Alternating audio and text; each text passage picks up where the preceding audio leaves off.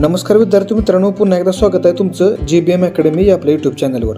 तर मित्रांनो, आजच्या व्हिडिओमध्ये 18 नोव्हेंबर ते 28 नोव्हेंबरपर्यंतचे जे काही चालू घडामोडीवरचे महत्त्वाचे असे फक्त आपण 30 प्रश्न काढलेले आहेत आणि ते 30 प्रश्न आजच्या व्हिडिओमध्ये आपण सांगणार आहोत. ठीक आहे, तर त्यासाठी काय करा, हे जे प्रश्न आहेत ना, हे तुम्ही तुमच्या चालू घडामोडीच्या वहीमध्ये लिहून ठेवा, कारण हे जे प्रश्न आहेत ते तुम्हाला येणाऱ्या परीक्षेला हमखास 100% हे तुम्हाला उपयोगी पडणार आहे. ठीक आहे, आता बघा मित्रांनो, आजचा आपला पहिला प्रश्न काय आहे बघा. 14 आणि 15 नोव्हेंबर 2025 दरम्यान पहिले आदिवासी क्रीडा संमेलन कोठे आयोजित केले होते? आपले पर्याय काय आहेत बघा. लडाख, रायपूर, पंजाब, नागपूर. तर मित्रांनो, आपलं बरोबर उत्तर काय असणार आहे? पर्याय ए, लडाख. लडाखमध्ये कुठं? तर कारगिल या ठिकाणी. कारगिल या ठिकाणी 14 आणि 15 नोव्हेंबर 2025 दरम्यान पहिलं आदिवासी क्रीडा संमेलन आयोजित केलेलं होतं. ठीक आहे, प्रश्न दुसरा बघा काय. युनिसेफ इंडियाची सेलिब्रिटी ॲडव्होकेट म्हणून खालीलपैकी कोणाची नियुक्ती करण्यात आली आहे? आपले पर्याय काय बघा. प्रियंका चोप्रा, कीर्ती सुरेश, दीपिका पदुकोण आणि आलिया भट्ट. तर मित्रांनो, याचं उत्तर असणार आहे पर्याय बी, कीर्ती सुरेश. कीर्ती सुरेश हिची युनिसेफ इंडियाची सेलिब्रिटी ॲडव्होकेट म्हणून नियुक्ती नुकतीच करण्यात आलेली आहे. पुढचा प्रश्न बघा, प्रश्न क्रमांक तिसरा काय आपला. 2024चा इंदिरा गांधी शांतता आणि निशस्त्रीकरण पुरस्कार सोनिया गांधी यांच्या हस्ते कोणाला प्रदान करण्यात आला? पर्याय काय आपले बघा. अली अब्बू अवाद, डॅनियल, मिशेल बॅचलेट, वरील सर्व. तर आपलं बरोबर उत्तर आहे पर्याय सी, मिशेल बॅचलेट. तर ह्या ज्या आहेत ह्या चिलीच्या पहिल्या महिला राष्ट्रपती आहेत. तर यांना 2024चा इंदिरा गांधी शांतता आणि निशस्त्रीकरण पुरस्कार सोनिया गांधी यांच्या हस्ते प्रदान करण्यात आलेला आहे. पुढचा प्रश्न बघा, प्रश्न क्रमांक 4. नितीश कुमार यांनी कितव्यांदा बिहारच्या मुख्यमंत्रीपदाची शपथ घेतली? पर्याय काय बघा. दुसऱ्यांदा, पाचव्यांदा, 10व्यांदा, पहिल्यांदा. तर मित्रांनो, आपलं बरोबर उत्तर काय असणार आहे? पर्याय सी, 10व्यांदा. तर बघा, नितीश कुमार यांनी 10व्यांदा बिहारच्या मुख्यमंत्रीपदाची नुकतीच शपथ घेतलेली आहे. प्रश्न क्रमांक 5 बघा. 2025 या वर्षाची मिस युनिव्हर्स कोण ठरली आहे? आपले पर्याय काय बघा. Fatima Bosch, Praveenar Singh, Stephany Abasali, Opal Suchata Chuangsri. तर मित्रांनो, याचं उत्तर काय असणार आहे? पर्याय ए, फातिमा बॉश. तर ही कुठले? मेक्सिको या देशामध्ये आहे. तर ही आता 2025 या वर्षाची मिस युनिव्हर्स ठरलेली आहे. आता ही झाली मिस युनिव्हर्स. आता तुम्हाला जर पेपरला जर असं विचारलं की 2025 या वर्षाची मिस वर्ल्ड कोण आहे, तर ते पण तुम्हाला माहिती पाहिजे. तर त्याचं उत्तर काय? Opal Suchata Chuangsri. तर ही 2025ची मिस वर्ल्ड आहे आणि हे कुठले? थायलंड देशाचे आहे. ही पण तुम्ही नोट करून ठेवा. प्रश्न क्रमांक 6 बघा. युनिफाईड पेमेंट इंटरफेस म्हणजेच UPI सध्या किती देशांनी स्वीकारला आहे? तर बघा, आपले पर्याय काय आहेत? 10, 7, 8, 5.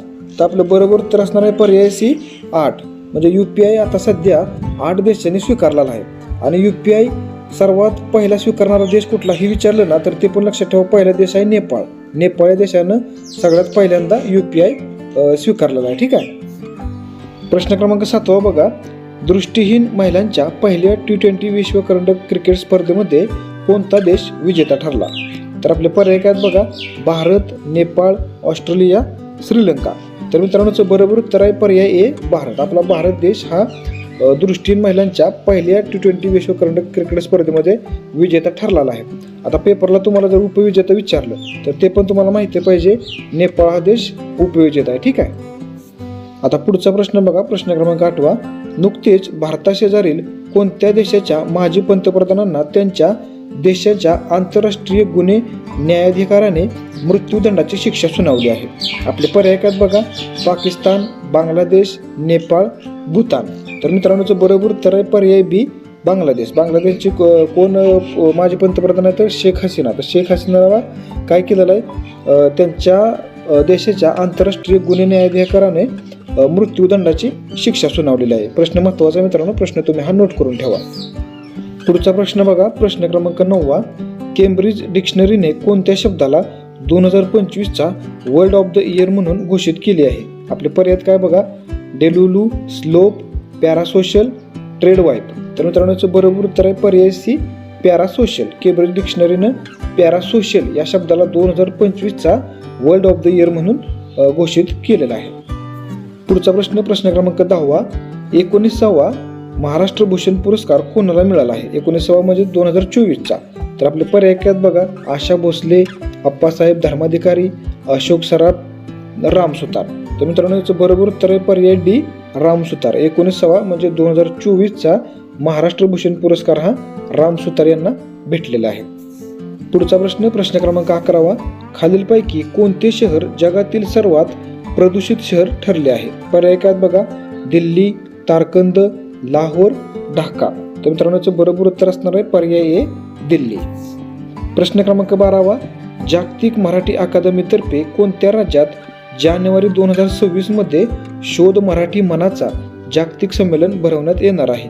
पर्याय काय बघा आपले, महाराष्ट्र, कर्नाटक, गोवा, गुजरात. तर मित्रांनो बरोबर उत्तर आहे पर्याय सी, गोवा. तर मित्रांनो अजूनही काही विद्यार्थी मित्रांनी आपल्या युट्यूब चॅनलला जर सबस्क्राईब नसेल केलं तर लवकरात लवकर सबस्क्राईब करून घ्या, कारण अशा प्रकारचे जे महत्त्वाचे जे प्रश्न आहेत ना ते तुम्हाला बघायला भेटतील. ठीक आहे. आता प्रश्न 13वा बघा. T20 वर्ल्ड कप 2026चा ब्रँड अँबॅसिडर कोण बनला आहे? बघा मित्रांनो, T20 वर्ल्ड कप 2026चा ब्रँड अँबॅसिडर कोण बनला आहे? पर्याय काय आहेत आपले, विराट कोहली, युवराज सिंग, सौरभ गांगुली, रोहित शर्मा. तर याचं बरोबर उत्तर आहे पर्याय डी, रोहित शर्मा. प्रश्न 14वा. 2025चा ग दि माडगूळकर पुरस्कार कोणाला जाहीर झाला आहे?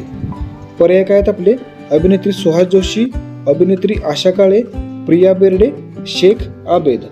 तर मित्रांनो बरोबर उत्तर असणार आहे पर्याय ए, अभिनेत्री सुहास जोशी. तर मित्रांनो 2025चा ग दि माडगूळकर हा पुरस्कार जो आहे तो अभिनेत्री सुहास जोशी यांना जाहीर करण्यात आलेला आहे. प्रश्न क्रमांक 15वा बघा. G20 शिखर परिषद 2025 कोणत्या ठिकाणी आयोजित करण्यात आली होती? पर्याय काय आपले बघा, न्यूयॉर्क, चीन, दक्षिण आफ्रिका, जपान. तर मित्रांनो बरोबर उत्तर असणार आहे पर्याय सी, दक्षिण आफ्रिका. आता पर्यायामध्ये असं पण असू शकतं, दक्षिण आफ्रिका जर नसलं तर जोहान्सबर्ग असू शकतं, तर ते पण तुम्ही लक्षात ठेवा, दक्षिण आफ्रिकेमध्येच जोहान्सबर्ग आहे. तर हे त्याचं उत्तर आहे, म्हणजे दक्षिण आफ्रिकेमध्ये जोहान्सबर्ग या ठिकाणी G20 शिखर परिषद 2025ची आयोजित करण्यात आली होती. प्रश्न 16वा. ढाका या ठिकाणी झालेल्या महिला कबड्डी विश्वचषकामध्ये कोणत्या देशाने विजेतेपद पटकावले? तर मित्रांनो बांगलादेशमधील ढाका या ठिकाणी महिला कबड्डी विश्वचषक नुकतंच पार पडलं, तर त्याच्यामध्ये कोणत्या देशाने विजेतेपद पटकावलं? आपले पर्याय काय बघा, भारत, चीन, जपान, नेपाळ. तर मित्रांनो बरोबर उत्तर आहे पर्याय ए, भारतानं पटकावलेलं आहे हे. तर हे सलग दुसऱ्यांदा हे विजेतेपद भारतानं पटकावलेलं आहे, ही पण इथं तुम्ही नोट करून ठेवा. पुढचा प्रश्न बघा, प्रश्न क्रमांक 17वा. महाराष्ट्रातील कोणत्या कॅटेगरीच्या व्यक्तींचा मृत्यू झाल्यास त्यांच्या वारसाला सरकारी नोकरी देण्याची कार्यपद्धती जाहीर करण्यात आली आहे? आपले पर्याय काय आहेत बघा, OBC, SC आणि ST, जनरल आणि OC. तर मित्रांनो बरोबर उत्तर आहे पर्याय बी, SC आणि ST. प्रश्न क्रमांक 18वा. भारताच्या पहिल्या महिला पंतप्रधान इंदिरा गांधी यांची कितवी जयंती 19 नोव्हेंबर 2025 रोजी साजरी करण्यात आली? पर्याय काय आहेत, 105, 100, 108, 110. तर आपलं बरोबर उत्तर असणार आहे पर्याय सी, 108. पुढचा प्रश्न, प्रश्न क्रमांक 19वा. दरवर्षी जागतिक सांख्यिकी दिन कधी साजरा केला जातो? पर्याय काय आहेत आपले, 15 नोव्हेंबर, 10 नोव्हेंबर, 12 नोव्हेंबर, 20 नोव्हेंबर. तर आपलं बरोबर उत्तर काय असणार आहे पर्याय डी, 20 नोव्हेंबर. 20 नोव्हेंबर रोजी दरवर्षी जागतिक सांख्यिकी दिन साजरा केला जातो. हा प्रश्न बऱ्याच वेळा मित्रांनो पेपरला आला आहे, तर हा प्रश्न तुम्ही काळजीपूर्वक लक्षात ठेवा. प्रश्न क्रमांक 20वा बघा. बिहारच्या इतिहासातील सर्वात तरुण व भारतातील सध्या कार्यरत सर्वात तरुण आमदार ठरलेल्या मैथिली ठाकूर यांचा मतदारसंघ कोणता आहे? आपले पर्याय काय आहेत बघा, अलीनगर, औरंगाबाद, समस्तीपूर, किशनगंज. तर मित्रांनो बरोबर उत्तर काय असणार आहे पर्याय ए, अलीनगर. पुढचा प्रश्न बघा, प्रश्न क्रमांक 21वा.